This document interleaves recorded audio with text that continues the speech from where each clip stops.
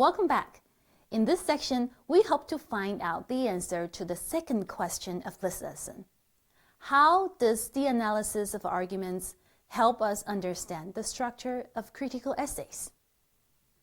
We'll start with a fairly easy question. How many parts does a critical essay usually have? 3, that's right.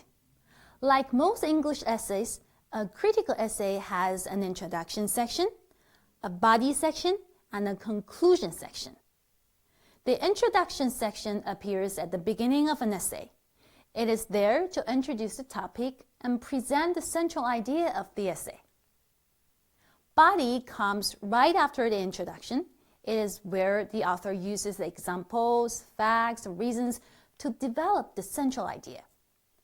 Conclusion is the final part of an essay. Normally, the author wraps up the essay by re-emphasizing the major points there.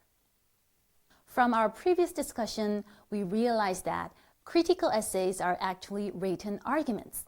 So if we put these two diagrams together, we can easily understand that when writing critical essays, we should first state a thesis and the introduction section, and then justify it with logical reasons and evidence in the body. You may wonder, how come an argument needs no conclusion but a critical essay must have one? To tell you the truth, many arguments also have conclusions. What we talked about in the previous section is the simplest form of arguments.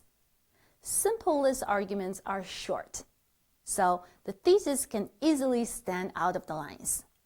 But imagine a long, extended argument where the author uses a lot of reasons and evidence to support the thesis. A single sentence of the thesis that appears at the beginning of the argument tends to be forgotten at the end.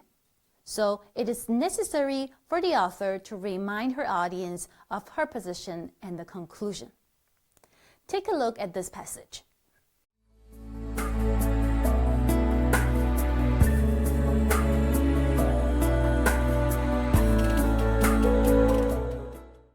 The thesis of this argument is fundamental unhappiness arises because people are too ruled by the way the world is rather than the way it ought to be.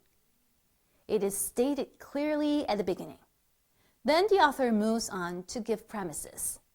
Since this is a long paragraph and it's not very easy, the author re-emphasizes his major point and the conclusion, saying that people ought to change their way of acting.